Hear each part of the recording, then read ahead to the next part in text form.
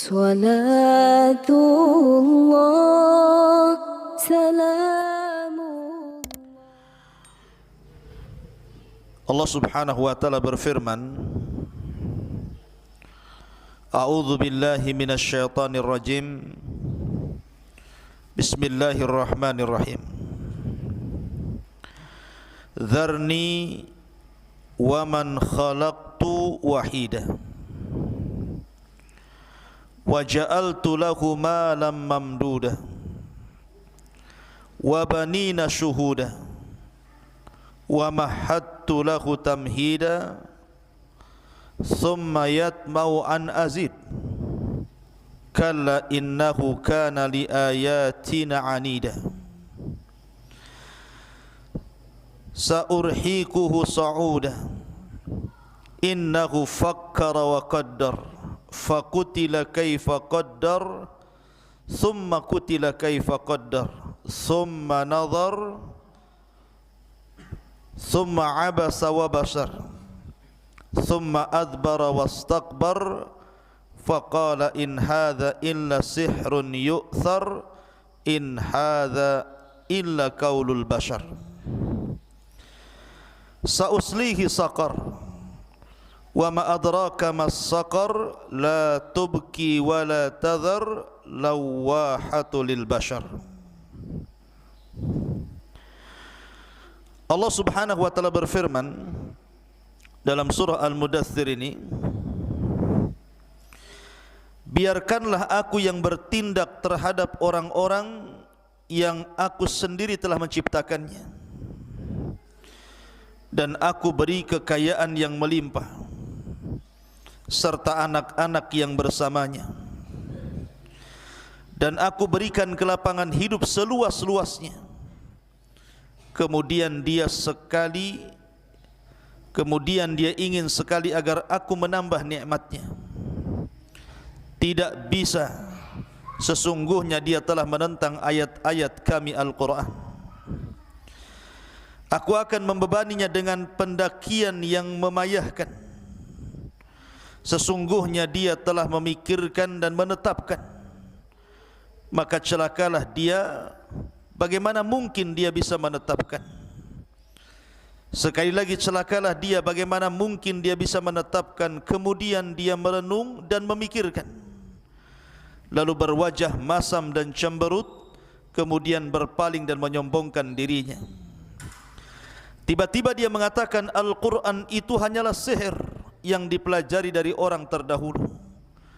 Ia hanyalah perkataan manusia, maka kelak aku akan memasukkan ke dalam neraka Saqar. Dan tahukah kamu apa itu Saqar? Saqar tidak meninggalkan dan tidak membiarkan yang menghanguskan kulit manusia. Ma'asyiral muslimin yang dimuliakan Allah Subhanahu wa taala, surah Al-Mudaththir ini ayat 11 dan seterusnya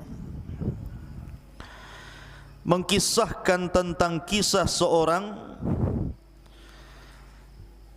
yang sangat dicela dalam Al-Quran. Jadi satu-satunya orang yang dicela oleh Allah Subhanahu wa taala di dalam Al-Quranul Karim. Siapa dia? Al-Walid ibnu Mughirah, ayahanda daripada Khalid ibnu Walid Saifullah. Ma'asyiral muslimin yang dimuliakan Allah Azza wa Jalla, sebelum saya masuk kepada kisah yang ingin saya ceritakan, kita mengenal dulu siapa sosok Al-Walid ibn Mughirah ini. Al-Walid ibn Mughirah ini punya catatan penting dalam sejarah, terutama sejarah orang-orang Quraisy. Salah satunya adalah ketika Ka'bah mengalami kerusakan karena terjadi perang kabilah ketika itu, dan Rasul ketika itu usianya masih 15 tahun, jauh masih belum diangkat menjadi Nabi dan Rasul. Akibat peperangan itu Ka'bah sebagiannya roboh. Akhirnya orang-orang Quraisy sepakat untuk merobohkan semuanya, kemudian membangun dari awal. Masalahnya masih terngiang di telinga mereka kisah tentang penyerangan Ababil terhadap Abraha. Kalau kemudian mereka merobohkan Ka'bah, membangun kembali dari awal, dikhawatirkan Ababil itu datang dan menyerang mereka, sehingga mereka tidak berani untuk menyentuh Ka'bah sedikit pun. Lah, di antara orang yang sangat berani adalah Al-Walid ibn Mughirah. Al-Walid ibn Mughirah membawa peralatan semacam palu. Kemudian dia mengatakan kepada orang-orang Quraisy, biarlah aku yang memulainya. Kalau memang terjadi sesuatu, maka akulah yang celaka. Karena sesungguhnya Abraha datang untuk menghancurkan Ka'bah, tapi aku hendak memperbaiki Ka'bah. Akhirnya mulailah kemudian Al-Walid ibn Mughirah ini menghancurkan sekeping demi sekeping Ka'bah, sampai akhirnya ditunggu tidak juga datang burung ababil. Maka akhirnya orang-orang Quraisy mereka pun mengikuti Al-Walid ibn Mughirah ikut merobohkan Ka'bah, yang kemudian akhirnya direnovasi. Tetapi karena dananya diharuskan dari yang halal, sehingga pembangunannya tidak sampai selesai, di mana Hijr Ismail tidak masuk ke dalam Ka'bah, harusnya masuk. Tapi begitulah Allah Subhanahu wa taala kehendaki. Maka di sini ada jasanya Al-Walid ibn Mughirah. Kemudian juga Al-Walid ibn Mughirah ini digelari orang-orang Quraisy sebagai Al-Wahid. Al-Wahid itu orang satu-satunya. Maksudnya orang satu-satunya karena setiap tahun Ka'bah itu diberikan kain kiswah. Jadi ganti setiap tahun itu diganti. Lah tahun pertama untuk mengganti kiswah Ka'bah itu dananya dari kabilah-kabilah. Kemudian tahun kedua ketika penggantian kiswah Ka'bah itu dananya dari Al-Walid ibn Mughirah, satu-satunya setiap 2 tahun sekali mengganti kisah Ka'bah dengan biaya sendiri. Maka disebut Al-Wahid. Karena Al-Mughirah ini, Al-Walid ibn Mughirah ini orang paling kaya. Orang paling kaya saat itu, di mana dia memiliki kekayaan itu terbentang dari Mekah sampai ke Taif. Itu kebun dia tuh. Di situ ada kebun kurma, ada lembah kambing, lembah unta, macam-macam. Pokoknya orang paling kaya zaman itu adalah Al-Walid ibn Mughirah. Walaupun terkadang orang kafir semacam Al-Walid ibn Mughirah itu, toh juga keturunannya ada juga yang masuk Islam, seperti Khalid ibn Walid masuk Islam, Al-Walid ibn Walid masuk Islam, Hisham ibn Walid masuk Islam. 3 putranya semua masuk Islam. Tapi selebihnya putra-putranya kan banyak belasan itu, ada yang mengatakan 16 orang itu. Yang masuk Islam 3, yang lebihnya mengikuti agama bapaknya, agama moyangnya. Ma'asyiral muslimin yang dimuliakan Allah Azza wa Jalla, bahkan karena kedermawanannya Al-Walid ibn Mughirah ini, setiap datang musim haji, selama 40 malam dia selalu menyembelih 10 ekor unta, kemudian dibagi-bagikan kepada jemaah haji makanannya. Saking dermawanannya, makanya wajar kemudian Al-Walid bin Mughirah ini dihormati oleh orang-orang kafir Quraisy, dicintai oleh orang-orang kafir Quraisy. Selain kaya, dermawan. Karena jarang orang kaya itu dermawan, rata-rata orang kaya itu pelit. Lah adapun kaitan kisah dengan kisah yang kita bawakan dalam surah Al-Mudaththir ayat 11 itu sampai terakhir, kisahnya seperti ini, ikhwan. Jadi suatu ketika Al-Walid ini datang kepada Abu Bakar Siddiq radhiyallahu anhu. kemudian bertanya soal Nabi sallallahu alaihi wasallam dan Al-Qur'an yang turun kepada Rasul. Maka Abu Bakar pun kemudian membacakan beberapa ayat Al-Qur'an, karena Al-Walid seorang penyair pujangga sehingga dia memuji, tertarik ingin mendengarkan Al-Qur'an langsung dari Nabi sallallahu alaihi wasallam.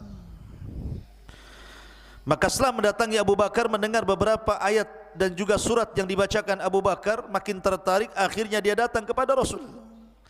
Yang ketika itu kebetulan memang orang-orang Quraisy sangat berhajat kepada Al-Walid untuk dijadikan delegasi menghadap Rasul supaya Rasul menghentikan dakwahnya. Berangkatlah Al-Walid ibn Mughirah kepada Nabi sallallahu alaihi wasallam. Kemudian kata Al-Walid bin Mughirah, aku sudah mendengar ceritamu wahai Muhammad, bahwa engkau membodoh-bodohkan Tuhan mereka, bahwa engkau memecah belah persatuan mereka, bahwa engkau mencaci maki agama mereka. Kata Al-Walid, ya Muhammad, in kunta turidu malan jama'na min amwalina. Kalau engkau ingin harta wahai Muhammad, kami kumpulkan harta-harta kami, kami serahkan harta-harta kami kepada anda sehingga anda menjadi orang yang paling kaya. Tapi stop dakwah. Wa in kunta turidu malikan malaknak. Tapi kalau engkau ingin jadi raja, jadi pemimpin, maka kami siap menjadi rakyatmu dan kau menjadi pemimpin kami asal tinggalkan dakwahmu. Wa in kunta turidu imra'atan jawaznaka bi ajmali fatati Quraisyin. Tapi kalau karena engkau ingin seorang wanita cantik, kami pilihkan, kita seleksi wanita-wanita cantik, kemudian kami nikahkan kepada anda asal berhenti dari dakwahmu. Wa in kunta majnunan allajna, kalau engkau memang gila, kami carikan dokternya. Pokoknya Al-Walid menawarkan terus kepada Nabi sallallahu alaihi wasallam. Sampai akhirnya Rasul mengatakan, sudah bicara wahai Walid, kata Rasul. Ya sudah, sekarang giliranku. Maka Nabi SAW mulai menjawab tentang apa yang dikatakan Al-Walid kepada dia. Dengan apa? Dengan wahyu. Nabi menjawab dengan Al-Quran. Kata Nabi SAW, beliau membacakan surah Fussilat. A'udzu billahi minasyaitonir rajim. Bismillahirrahmanirrahim. Hamim, tanzilum minar rahmanir rahim. Kitabun fussilat ayatuhu Qur'anan Arabiyyan liqaumi ya'lamun. Basyiran wa nadhiran fa'arada aktsaruhum fahum la yasma'un. Sampai kepada firman Allah Azza wa Jal, fa in a'radu faqul anzartukum sa'iqatan mithla sa'iqati 'adin wa thamud. Maka Nabi SAW membacakan surah Fussilat ini. Hamim, Al-Quran ini diturunkan dari Tuhan yang maha pengasih lagi maha penyayang. Kitab yang ayat-ayatnya dijelaskan, bacaan dalam bahasa Arab untuk kaum yang mengetahui, yang membawa berita gembira dan peringatan, tetapi kebanyakan mereka berpaling serta tidak mendengarkan. Sampai kepada ayat, jika mereka berpaling, wahai Muhammad, katakan, aku telah memperingatkan kalian akan bencana petir yang sangat besar, seperti petir yang pernah menimpa kaum Ad dan kaum Samud. Ketika dia baca ayat ini, Al-Walid bangkit dan mengatakan, hasbuka hasbuka ya Muhammad, cukup cukup wahai Muhammad. Lah setelah itu kemudian Al-Walid berpaling dari Rasul sallallahu alaihi wasallam, kemudian mendatangi orang-orang Quraisy. Kata orang-orang Quraisy, ya Al-Walid, kau sudah datang kepada si Muhammad itu, apa hasilnya? Bagaimana tawarannya? Diterima atau tidak? Apakah dia masih terus melancarkan dakwahnya atau berhenti? Kata Al-Walid ibn Mughirah, dia mengatakan, wa madza aqul? Apa yang harus aku katakan kepada kalian ini? Fa wallahi ma fikum rajulun a'lam bil ash'ari minni wala a'lam birijzin wala biqasidati minni wala bi asy'aril jin. Kata Al-Walid bin Mughirah, demi Allah, tidak ada di tengah-tengah kalian orang yang lebih memahami syair Arab dibandingkan diriku. Tidak juga mengetahui tentang rajaz dan qasidahnya mengungguli diriku. Tapi apa yang diucapkan sampai kepada syair-syair jin, aku pun tahu katanya. Syair jin pun tahu sih Al-Walid ini. Kemudian dia mengatakan, wallahi, demi Allah, ma yushbihu alladhi yaqulu syai'an min hadha. Yang aku dengar dari ucapan Muhammad itu sama sekali tidak ada yang masuk dalam kategori ini. Dia bukan syair, bukan rajaz, bukan qasidah, bukan syair jin. Fa wallahi, demi Allah, dia bersumpah lagi, inna laqauluhu alladhi yaqulu halawa wa inna alaihi la talawa wa innahu la muthmiru a'lahu muddiqu asfala wa innahu la ya'lu wa ma yu'la wa innahu la yakhtibu ma tahtahu. Demi Allah, apa yang diucapkan si Muhammad itu, maksudnya dari Al-Quran itu sesuatu yang sangat manis, memiliki kenikmatan saat mendengarnya. Bagian atasnya berbuah sementara bagian bawahnya begitu subur. Perkataannya begitu tinggi dan tidak ada yang mengunggulinya, serta menghantam apapun yang ada di bawahnya. Malah memuji Rasul. Ketika Al-Walid justru memuji Al-Quran dan juga ajaran Rasul, ini kebenaran yang diucapkan Al-Walid. Apa kata orang-orang musyrik yang mendengarnya? Al-Walid sudah terpengaruh dengan si Muhammad. Dia sudah, jangan-jangan sudah masuk Islam dia. Lah Al-Walid pun kemudian pergi meninggalkan orang-orang Quraisy. Seandainya ketika itu ikhwan, Al-Walid masuk Islam, satu Quraisy masuk Islam. Kenapa? Karena Al-Walid itu tokoh sentral. Yang kedua, orang yang paling kaya. Dia bisa berdakwah dengan kekayaannya dan ucapannya didengar masalahnya. Tetapi hidayah itu milik Allah Azza wa Jalla. Orang-orang Quraisy berbisik satu dengan yang lainnya, gimana Al-Walid ini begini-begini. Rupanya datanglah Fir'aun yaumat ini. Siapa? Abu Jahal. Abu Jahal dengan Al-Walid dengan satu kabilah, Bani Makhzum. Kata Abu Jahal, biar si Walid itu saya yang urus katanya. Kenapa dia bisa mengucapkan perkataan seperti itu? Akhirnya kemudian Abu Jahal pun mendatangi rumahnya Al-Walid dengan muka yang masam, dihidangi makanan tidak dimakan, dikasih minum tidak diminum, kemudian seolah-olah wajahnya musam. Kata Al-Walid, ya Abal Hakam, maksudnya Abu Jahal, ada apa dengan kamu? Suruh makan tak mau makan, suruh minum tak mau minum, wajah pun musam, ada apa?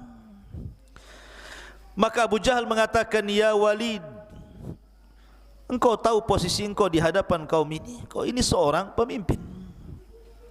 Dan aku dengar kaummu wahai Al-Walid, mereka sudah mengumpulkan harta-harta mereka untuk diberikan kepadamu. Karena engkau telah datang kepada Abu Bakar dan juga Muhammad, kemudian engkau makan dari makanan keduanya. Padahal engkau tahu bahwa mereka sudah diboikot selama 3 tahun lamanya. Kenapa kau tega makan di rumah Abu Bakar dan juga di rumah Muhammad? Sehingga kaum menganggap engkau ini orang miskin dan mereka mengumpulkan harta untuk memberikan kepadamu. Marah Al-Walid, orang paling kaya digituin. Bangkit dia mengatakan, hei Abul Hakam, kamu tahu tidak ada orang yang paling kaya di Quraisy kecuali saya. Buat apa mereka mengumpulkan harta kemudian diberikan kepadaku? Kata Abul Hakam, begitulah kaummu kepadamu. Mereka hanya menghendaki agar ucapanmu dicabut, kemudian kau mengucapkan sesuatu kebalikan dari apa yang telah kau ucapkan. Akhirnya kemudian kata Al-Walid, kalau gitu kumpulkan semua orang-orang Quraisy. Maka berangkatlah Al-Walid dengan Abu Jahal. Kemudian orang-orang sudah berkumpul di sekitar haram. Maka mulailah kemudian Al-Walid berceramah. Apa isi ceramahnya? Kata Al-Walid di hadapan orang-orang Quraisy, apa yang harus aku katakan kepada Muhammad? Jika aku katakan dia gila, kalian tahu orang gila seperti apa? Jika aku katakan dia seorang penyihir, kalian tahu penyihir seperti apa? Jika aku katakan dia seorang penyair, kalian juga tahu siapa penyair itu. Jika aku katakan begini, begitu, pokoknya panjang lebar. Masih juga Al-Walid itu ketika itu mengucapkan kalimat hak tentang Nabi SAW. Sampai Abu Jahal ini bingung mau berbuat apa gitu kan.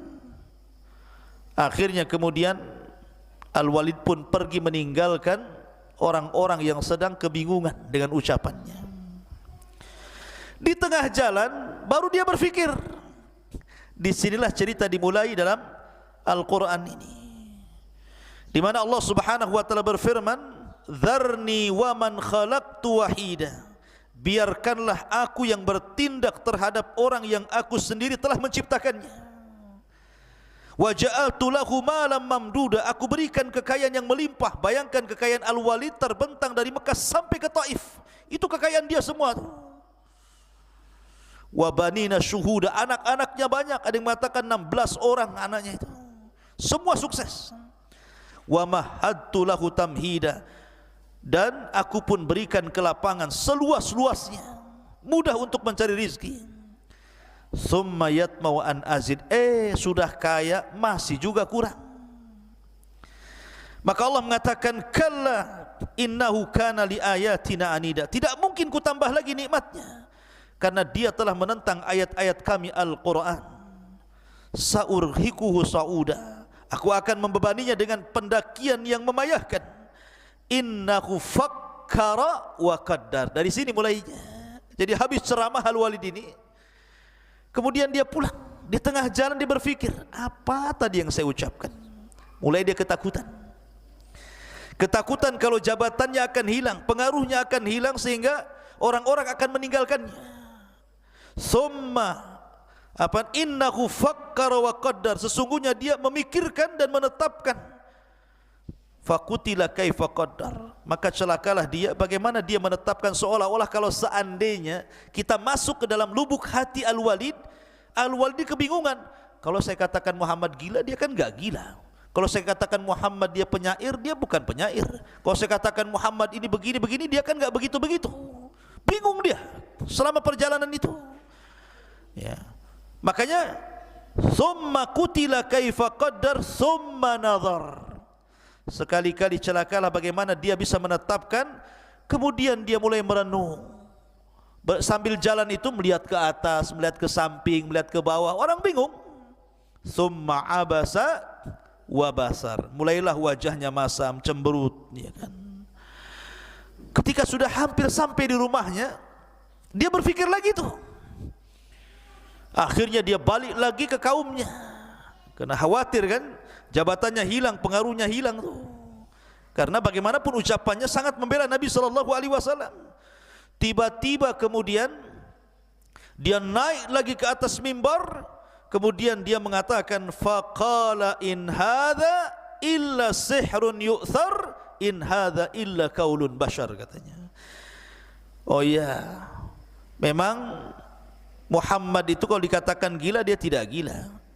Kalau dikatakan tukang sihir, dia bukan sihir. Kalau dikatakan begini-begini, dia bukan begini dan begitu.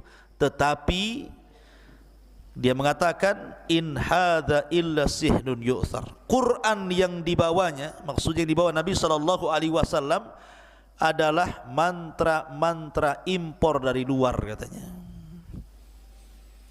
Alasannya apa? Karena orang yang masuk Islam itu kan biasanya kalau suaminya masuk Islam, istrinya tidak, maka akan bercerai, berpisah. Sehingga seolah-olah ditasbih dengan sihir. Karena siapapun yang masuk ke agama Rasul pasti akan bercerai-berai. Jadi Quran itu adalah mantra-mantra impor dari luar, katanya. In hadza illa qaulun bashar. Dan Quran itu ucapan manusia, bukan dari Allah. Subhanallah. Bayangkan, padahal hidayah sudah masuk tuh ya ke hatinya, membenarkan apa yang diucapkan Nabi sallallahu alaihi wasallam, tetapi karena takut ditinggalkan manusia, akhirnya dia pun menanggalkan hidayahnya. Dari sini Allah katakan sauslihi saqar, kelak aku akan memasukkan dia ke neraka saqar.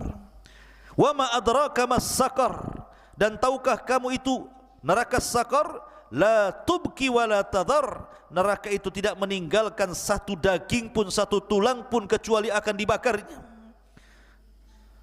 Lawahata lil basar, dan akan menghanguskan kulit manusia.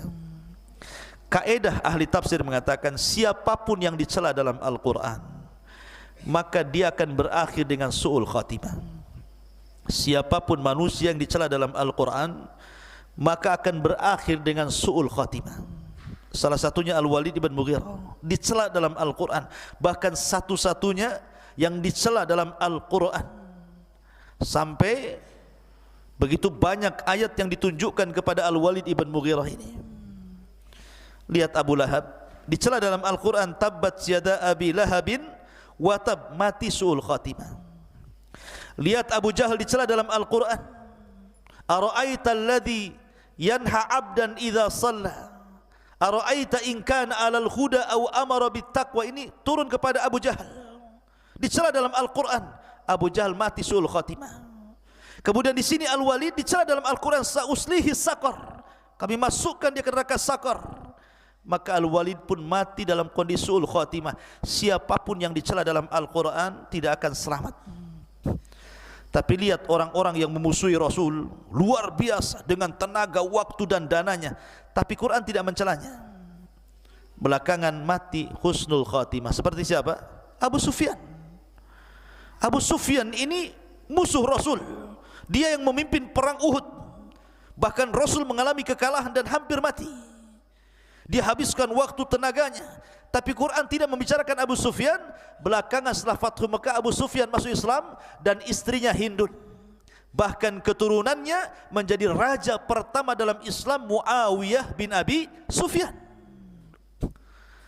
Dan itu kaidah Al-Quran. Siapapun yang dicela dalam Al-Quran tidak akan selamat dari hidayah, tidak akan selamat dari kesesatan, dan tidak akan dapat hidayah dan mati su'ul khatimah.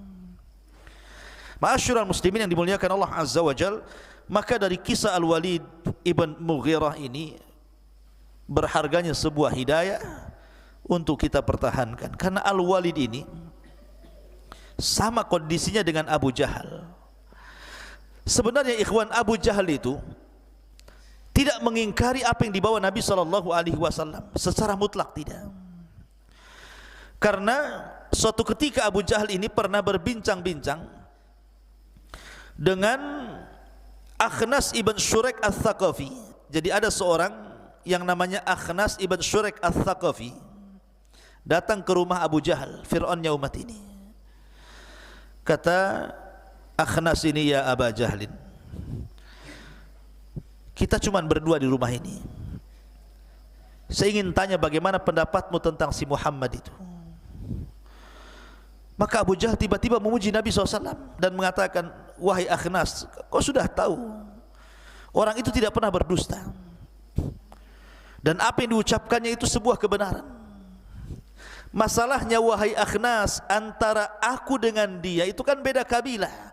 Karena Abu Jahal itu dari kabilah Bani Mahzum, sementara Nabi SAW dan juga Abu Talib dari kabilah Abdi Manaf, beda kabilah walaupun sama-sama Quraisy. Sementara kami Bani Mahzum itu bersaing dengan Bani Abdi Manaf untuk mengambil hati orang-orang Quraisy. Apabila Bani Abdi Manaf mereka ngasih sumbangan, kami juga ngasih sumbangan. Kalau mereka mencalonkan pemimpin, kami juga calonkan pemimpin. Kalau mereka ingin memberi makan jemaah haji, kami juga kasih makan jemaah haji. Pokoknya apapun yang mereka lakukan, kami lakukan, sehingga kami setara dengan Bani Abdi Manaf. Tiba-tiba Bani Abdi Manaf ngomong kepada kami, kami punya nabi, kalian tak punya nabi. Mana imbang? Ya, kami punya nabi, kalian tidak punya nabi. Apakah kami juga akan mengatakan kami punya nabi? Nabi dari mana, kan gitu? Sebab itulah kami kalah saingan. Seandainya mereka tidak mengatakan lana nabi walastum nabi, kami nabi dan kalian tidak punya nabi, tidak dikatakan ucapan ini, tentu Abu Jahal dapat hidayah. Dari sini menunjukkan salah satu yang menghalangi hidayah itu apa? Karena takabur, kesombongan, hasad dan sombong. Ini kan penyakit hasad nih, ya. Jadi yang kenapa Abu Jahal tidak masuk Islam, bukan tidak tahu kebenaran, dia tahu kebenaran, dia memuji Nabi SAW, tapi karena hasad dan takaburnya dia akhirnya dia tidak masuk Islam. Itu saja sebenarnya masalah dunia, ya. Makanya penting kalau kita bicara tentang hidayah, terlampau banyak orang-orang yang sudah tahu tentang hidayah tetapi tidak mendapatkan hidayah itu.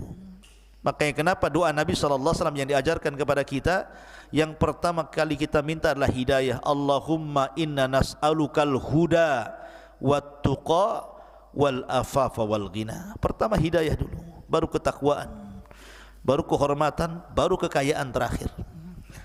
Wallahu a'lam bishawab. Subhanallah bihamdika asyhadu an la ilaha illa anta astaghfiruka wa atubu ilaik. Allahu ta'ala alam. Assalamualaikum warahmatullahi wabarakatuh.